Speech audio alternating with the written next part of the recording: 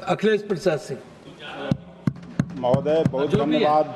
आपने मुझे अपनी पार्टी के तरफ से बजट पर बोलने का मौका दिया, इसलिए मैं बहुत आपका धन्यवाद करता हूं। मेरे लिए खुशकिस्मती है कि आपके जैसा विद्वान आदमी चेयर पर बैठा है और मुझे बजट पर बोलने का मौका दिया।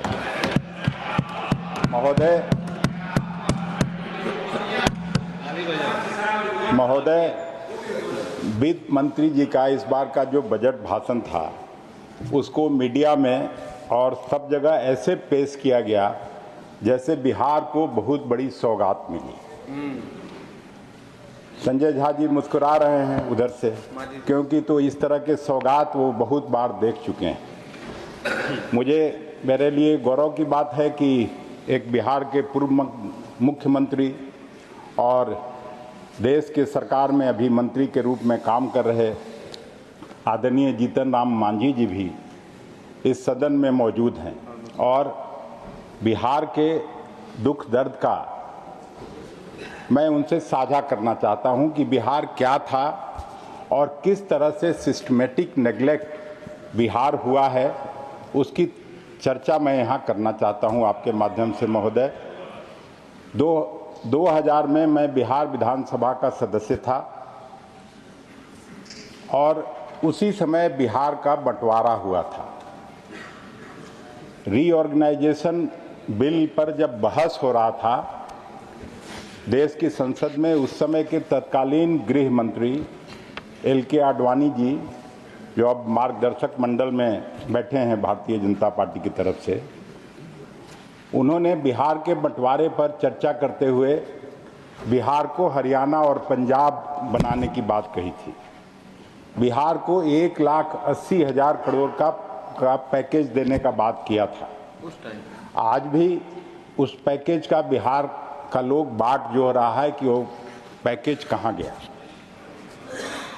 उसके बाद सिस्टमेटिक तरीके से जो कुछ हुआ बिहार के संदर्भ में, मैं उसकी चर्चा आपके सामने करना चाहता हूं।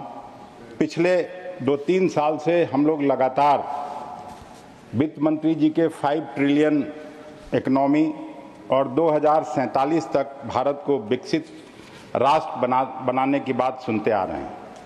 हम सब लोगों की भी यही इच्छा है कि भारत एक विकसित राष्ट्र बने, जो सबसे जरूरी काम है। और वह आर्थिक विकास की दृष्टि से देश में जो रीजनल इम्बैलेंस है, देश में जो क्षेत्रीय असंतुलन की स्थिति है, उसको जब तक एड्रेस नहीं किया जाएगा तब तक, या कोई विजन उसका नहीं रखा जाएगा, तब तक ये विकसित राष्ट्र की श्रेणी में नहीं खड़ा हो सकता है। महोदय, पिछले 60 सालों में क्षेत्रीय असंतुलन की दृष्टि से बिहार की जो स्थिति हुई है वह अपने आप में बेहद चिंताजनक है। कहीं और का रिपोर्ट होता तो आप लोग भी उसको मानने से सीधे तौर पर इनकार कर देते, लेकिन यह तो प्रधानमंत्री जी की खुद की जो इकोनॉमिक एडवाइजरी काउंसिल है उसी की रिपोर्ट के आंकड़े हैं और मैं उसी से कोट करना चाहता हूं। 1960-61 में बिहार में per capita income national average का 70% हुआ करता था, लेकिन आज के डेट में बिहार का per capita income national average का लगभग 32% रह गया है। यानी अगर नेशनल एवरेज 100 रुपया है तो बिहार का पर कैपिटा इनकम केवल 32 रुपया है। इतना ही नहीं, 1960-61 में देश के कुल GDP में बिहार का योगदान लगभग 8% था, जो आज मोदी जी के रिजिम में घट के 4% रह गया है। बिहार में निवेश और इंफ्रास्ट्रक्चर पर खर्च की क्या स्थिति है, इसके लिए भी मैं कुछ स्पेसिफिक डेटा सदन में रखना चाहता हूं। सड़कों पर बिहार पर कैपिटा खर्च केवल 44 रुपया है, जबकि नेशनल एवरेज 117 रुपया है। इसी तरह से सिंचाई पर बिहार में पर कैपिटा खर्च केवल 104 रुपया है, जबकि नेशनल एवरेज 199 रुपया है। इसी तरह से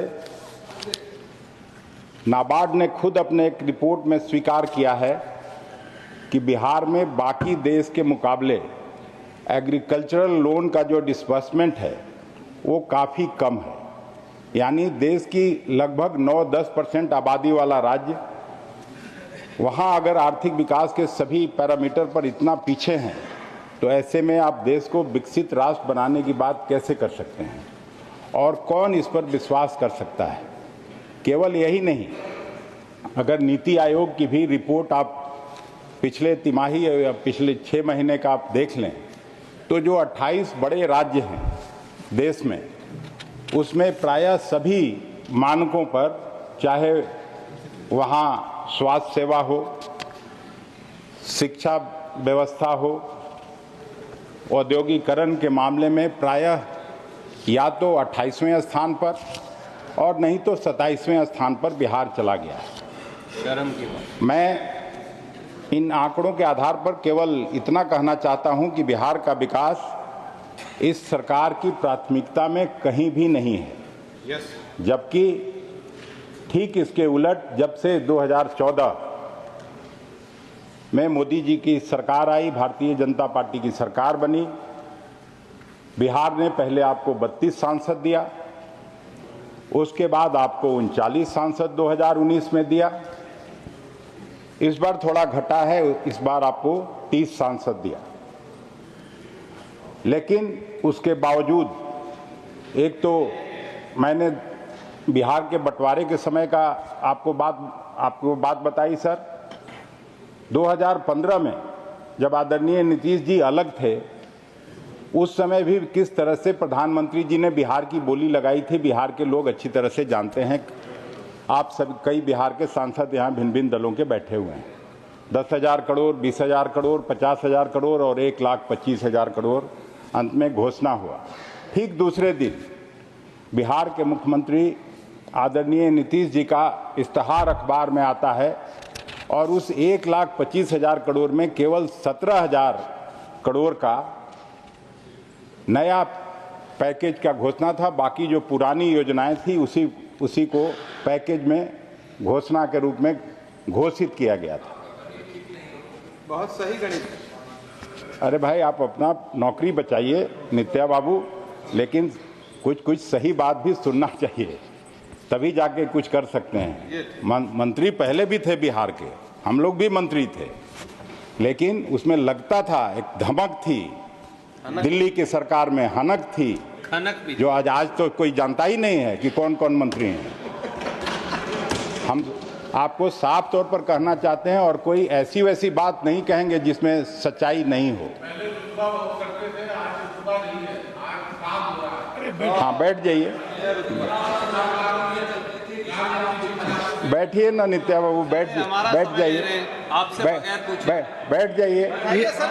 अरे लंबा हो गया, आप भी उसी 2000 के विधानसभा में थे। नहीं, उनका माइक इनका आई एम नॉट माइक इनका ऑन है।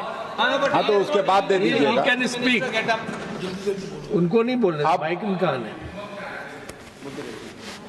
ये जो सिस्टमेटिक नेग्लेक्ट है, मैं इसलिए बात कर रहा हूं कि इस बजट में बिहार के बारे में एक फिर घोषणा की गई कि वहां पर फूड प्रोसेसिंग का नेशनल इंस्टीट्यूट खोला जाएगा। बहुत अच्छी बात है, हम लोग इसका स्वागत करते हैं। और आप जहां से आते हैं वहां केले की बड़ी खेती होती है, क्वालिटी बनाना वहां बनता है, लेकिन मखाना आयोग तो बनेगा, बनाना आयोग कब बनेगा? वहीं आपके बगल में इतना बढ़िया लीची आता है, लीची आयोग भी बनवाइए, उसका भी ये हो। लेकिन जो सबसे जरूरी चीज है वह पर्याप्त संख्या में कोल्ड स्टोरेज की स्थापना। और पिछले साल से, पिछली सरकार से, उस समय भी पारस जी फूड प्रोसेसिंग के मिनिस्टर थे, स्वर्गीय रामविलास पासवान जी के भाई, अभी उनके सुपुत्र चिराग पासवान जी उसी विभाग के मंत्री हैं। लेकिन बिहार में दूसरे राज्यों की तुलना में कोल्ड स्टोरेज की क्या स्थिति है, इसके लिए भी मैं 1-2 आंकड़ा आपको बताना चाहता हूं। शर्म से सिर झुकना चाहिए कि क्या बिहार के साथ हो रहा है। लोकसभा में 11 अगस्त 2023 को एक अनस्टार्ट क्वेश्चन के जवाब में कृषि मंत्रालय ने जो आंकड़ा दिया, एक मिनट सर उसके सुनिए ना, अनुसार बिहार में आप भी जवाब दें, आपका नंबर आएगा कुल तब आप कोल्ड जवाब स्टोरेज दीजिएगा। की संख्या है 313, जबकि अकेले गुजरात में 1000 से ज्यादा कोल्ड स्टोरेज है। शर्म करो। और उत्तर प्रदेश में कोल्ड स्टोरेज की संख्या लगभग 2500 है। अब एक तरफ तो आप लंबी लंबी घोषणा करते हैं, दूसरी तरफ जो जमीनी हकीकत है और उसमें जितना आप पैसा दे रहे हैं बिहार को, उसके लिए भी मैं एक आंकड़ा और आपको बता देना चाहता हूं। फूड प्रोसेसिंग मंत्रालय कोल्ड स्टोरेज की स्थापना के लिए राज्यों को जो आर्थिक मदद देता है, उसमें बिहार को 2021-22 में मिला 33 करोड़ रुपया, 2022-23 में मिला फिर से 33 करोड़ रुपया और 2023-24 में यह राशि घट के हो गई 32 करोड़ रुपया। तो यह तो है आपके कथनी और करनी में फर्क, इसको समझना चाहिए। अब देखते हैं कि पहले जो घोषणाएं आप लोगों ने की है, आदरणीय रविशंकर जी प्रसाद जी जब आईटी मिनिस्टर थे तो उन्होंने बड़े जोर शोर से कहा था कि बिहार में बेंगलुरु और हैदराबाद की तरह आईटी पार्क स्थापित करेंगे और इलेक्ट्रॉनिक क्लस्टर खोले जाएंगे। 10 साल बीत गया, लेकिन मेरे ख्याल में एक कॉल सेंटर भी बिहार में स्थापित नहीं हुआ। अब चीनी मिल की बात कर लेते हैं। यहीं 1960, 61, 62 जब आदरणीय मांझी जी उस समय कांग्रेस पार्टी में काम करते थे, तो उसी बिहार में 27% चीनी बिहार नेशनल किटी में देने का काम करता था। और अभी डबल इंजन की जब सरकार है तो अब वो घट के 2% से भी नीचे चली गई। प्रधानमंत्री जी एक बार मोतिहारी गए और चुनाव के समय में, अभी जैसे बजट आया है, बिहार बिहार हो रहा है, बिहार में बाहर फिर से आ रहा है, तो उसी तरह से वहां एक सभा को संबोधित करते हुए उन्होंने कहा कि अगली बार जब मैं आऊंगा इस बंद चीनी मिल के चिमनी से धुआं निकलता रहेगा और इसी चीनी मिल के चीनी से मैं आप लोगों के साथ बैठकर चाय पीऊंगा। आज भी वो चीनी मिल उसी स्थिति में है, कोई चीनी मिल खुला नहीं, कि कोई बंद चीनी मिल के चिमनी से धुआं निकल नहीं रहा है। तो ये स्थिति, इसलिए मैं कह रहा हूं कि बिहार को एक सिस्टमेटिक नेग्लेक्ट करने की जो आपकी राजनीतिक साजिश है, केवल वोट लेना है वहां के लोगों का और फिर बिहार को पिछड़ेपन का शिकार बना के रखना है। और इसके पीछे भी एक बड़ा कारण मैं देखता हूं कि बिहार को सिस्टमेटिकली इसलिए नेग्लेक्ट किया जा रहा है कि वो जो बड़े उद्योग घराने हैं, बड़े उद्योग धंधे वाले लोग जो इस देश में हैं, उनके दबाव में आपकी सरकार काम करती है, आपकी सरकार नीतियां बनाती है और वो लोग चाहते हैं कि बिहार एक लेबर फैक्ट्री के रूप में पूरे देश में काम करे। बिहार के लोग उन बड़े कल कारखानों में बिहार से निकल के आके उन कारखानों में काम करें ताकि उनका उद्योग धंधा ठीक से चलता रहे। इस बार एक ग्रीनफील्ड एयरपोर्ट की भी घोषणा हुई, चुनाव का साल है, 6-8 महीना बाद है, लेकिन वहीं पताही एयरपोर्ट, पूर्णिया का एयरपोर्ट है, भागलपुर का एयरपोर्ट है, पहले से जो काम करता था वो फंक्शनल नहीं हो पाया। एक और मेरे साथी हैं, लोकसभा में काम करते हैं, वो भी लगे हुए हैं कि सोनपुर में एयरपोर्ट हो जाए, लेकिन उस पर कोई विचार नहीं किया जा रहा है। आदरणीय मुख्यमंत्री जी जब से आपके साथ सरकार चला रहे हैं, लगातार एक बात इमोशनली वो बात करते रहे हैं कि बिहार एक लैंडलॉक्ड स्टेट है।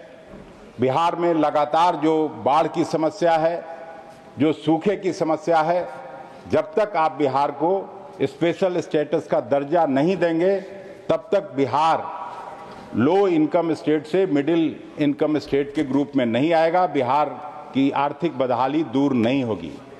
लेकिन कभी भी आपकी सरकार उनकी बात को नहीं सुना और हम इस बात को फिर दोहराते हैं, पटना विश्वविद्यालय की मांग भी मुख्यमंत्री जी हमेशा पब्लिक मीटिंग में करते रहे, लेकिन उनकी भी एक नहीं सुनी गई।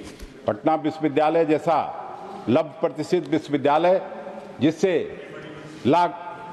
हजारों अफसर निकले, हजारों डॉक्टर बड़े बड़े हुए, हजारों इंजीनियर हुए जिनका देश में कंट्रीब्यूशन है, लेकिन फिर उसको भी सेंट्रल विश्वविद्यालय का दर्जा नहीं मिला।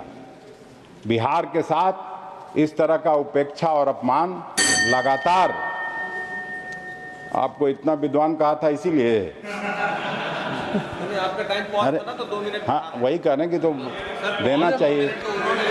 खत्म करिए।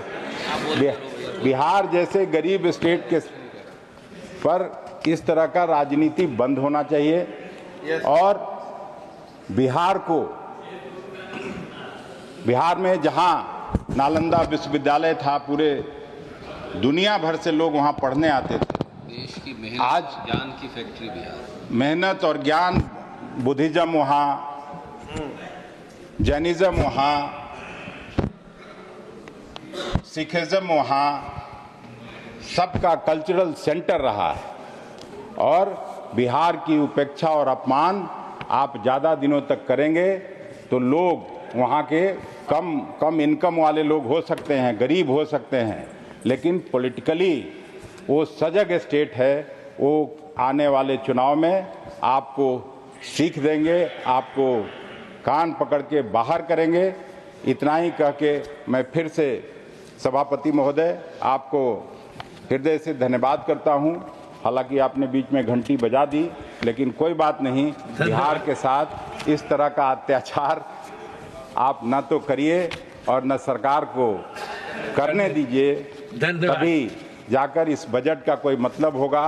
और इस बजट पर जब बजट आ रहा था उस दिन हम अपने एक सीनियर कलीग से बात कर रहे थे तो कि क्या किस तरह का बजट है, तो मेरे सीनियर कलीग ने कहा कि ये जो बजट है वो वोकल और लोकल लोगों के बीच में फंस गया।